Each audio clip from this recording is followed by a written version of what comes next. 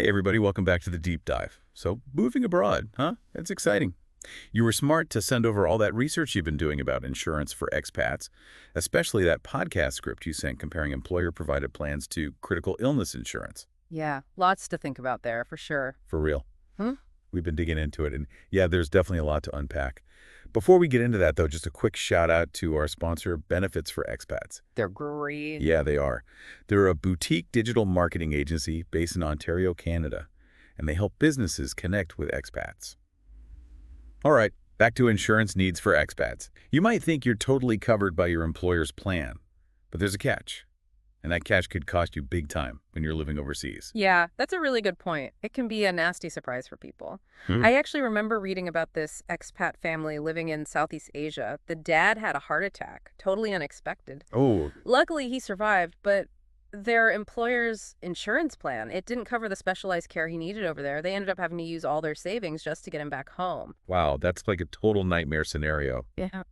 So basically, their regular insurance was pretty much useless in that situation. Yeah, it kind of was. Unfortunately, it's a super common misconception that employer-provided plans are like this global safety net. You know, they'll cover you no matter what. Right. And yeah, they do cover the routine things like checkups or if you get the flu or maybe a broken bone, you know. The everyday stuff. Yeah, exactly. The everyday stuff. It's like having a first aid kit handy. But when a real crisis hits, you need way more than just a first aid kit. You need something more like a full-blown emergency room. That's a great analogy. So that's where this critical illness insurance comes in, right? The Yeah. podcast script you sent mentioned it a bunch of times. But honestly, I got to admit, when I first read about it, it all sounded like a foreign language. Yeah, I get that. It definitely can be confusing. So basically, it's like a separate insurance policy. And it pays out a lump sum of money if you get diagnosed with a serious illness, like cancer, a heart attack, a stroke, major organ failure, you know, things that could really mess with your finances on top of everything else. So it's like a financial parachute if you suddenly get pushed out of a plane. But in this case, the plane is your healthy life. Uh-huh. I Uh-huh. like that. That's a great way to put it. And here's what makes it really different. With critical illness insurance, you get to decide how to use the money. So maybe you use it to cover experimental treatments that your regular plan doesn't include. Or maybe it helps with just living expenses if you can't work because you're sick. Yeah. Remember that family in Southeast Asia? We were just talking about them. Yeah. They could use that money from critical illness insurance to pay for the specialized care right there in Southeast Asia. No need to uproot their whole lives and fly back home, you know? That makes a lot of sense. Yeah. So it's like employer insurance is there for the everyday bumps and bruises. Yeah. But critical illness insurance, that's like the safety net for the what-if scenarios. Yeah. I'm starting to see why this deep dive is so important. For sure. It really is. It's all about having the right tools for every situation, not just assuming that one size fits all. Now let's get down to the nitty-gritty. The podcast script you shared, it does a pretty decent job explaining the basics, but there are some finer points that we really need to explore. Okay, let's do it. What should we tackle first? So let's dive a bit deeper into those limitations we were talking about with employer-provided insurance. You know, we touched on it a little bit earlier, but it's definitely worth exploring more. The script you sent over, it highlighted a few situations where employer-provided insurance might not really be enough. Yeah, like what if you need to see a specialist? Or maybe you need a treatment that's not even available where you are. Exactly. And the thing is, we're talking about you living abroad, right? So your company's insurance plan might be amazing back in your home country. But what happens if you need surgery? Let's say you need surgery in Argentina.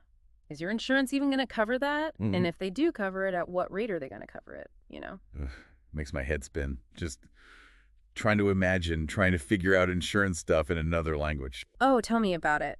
It's already stressful enough to be sick, right? But can you imagine trying to figure out medical bills in like Swahili or some other language you don't understand? And, you know, we haven't even talked about the worst case scenario. Yeah, don't tell me. Yeah. Is it repatriation of remains?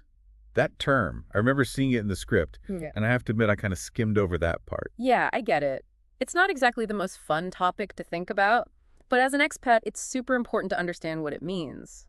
Basically, if the unthinkable happens, repatriation of remains covers the cost of transporting your body back home. And employer plans, they often have really strict limits on this, or sometimes they might not even cover it at all. Wow, okay.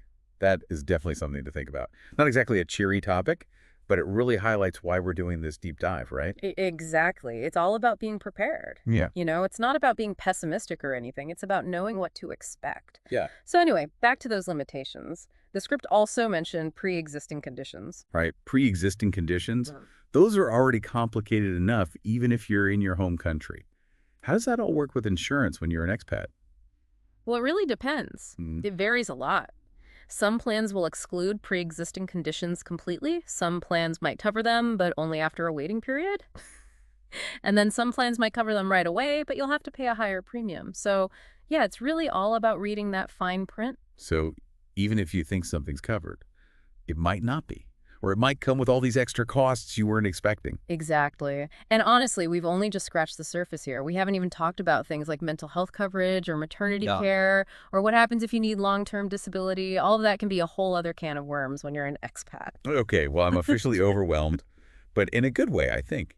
It's like I'm finally seeing the full picture of what it means to have insurance as an expat, not just the pretty postcard version. That's what we're going for.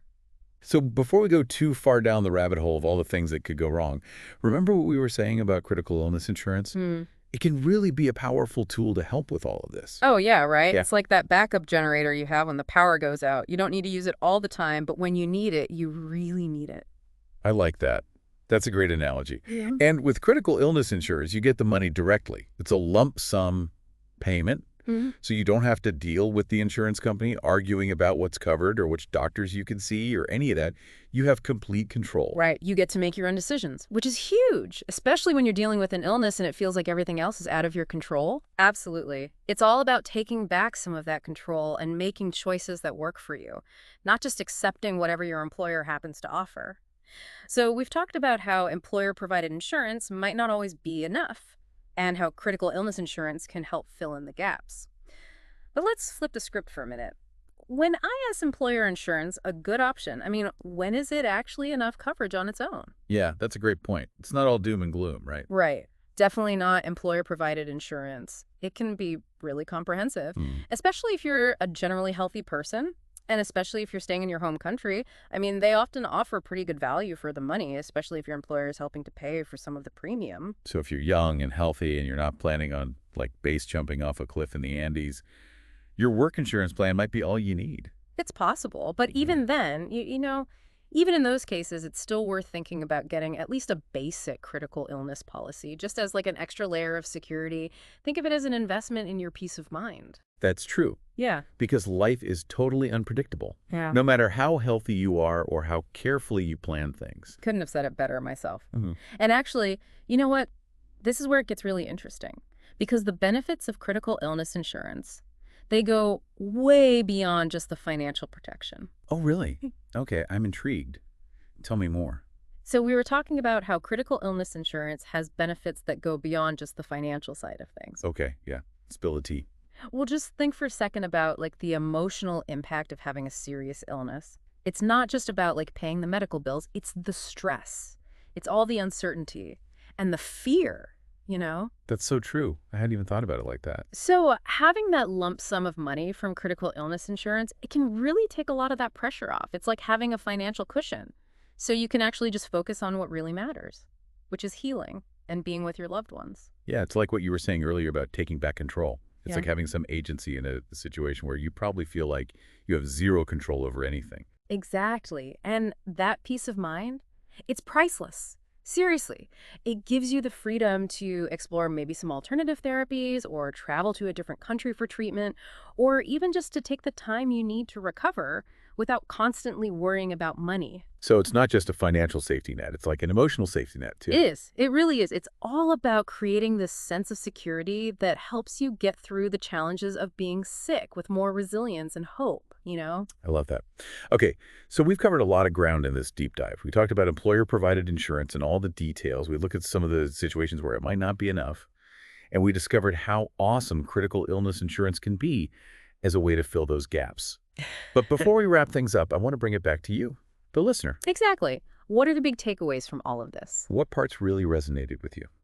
Are you feeling more informed, more prepared to make some decisions about your own insurance needs as an expat? And remember, This is just the beginning. This deep dive, it's a starting point for you. Yeah, take this information, go do your own research, compare different policies, talk to some financial advisors, and the most important thing, choose a plan that really fits your own life and your own goals as an expat. Because everyone's expat journey is unique, right? So your insurance needs are going to be unique too. And a big shout out again to Benefits for Expats for supporting this episode. They're an awesome resource for expats, so definitely check them out if you're looking for more guidance on navigating the world of living abroad. They're the best. Okay, so before we sign off, we want to leave you with one final thought. Something to kind of mull over as you continue to learn about all this. We've talked a lot about the practical side of insurance. Some nuts and bolts. Yeah, exactly. But don't forget about the big picture. Exactly. What are your dreams for your expat experience? What are you hoping to achieve or see or experience? Think about how having the right insurance can help you go after those dreams with more confidence and peace of mind. It's all about designing a life that you love. A life that feels adventurous and secure. So go out there, embrace the unknown, and do it, knowing that you've got your back covered. Thanks so much for joining us on the deep dive. And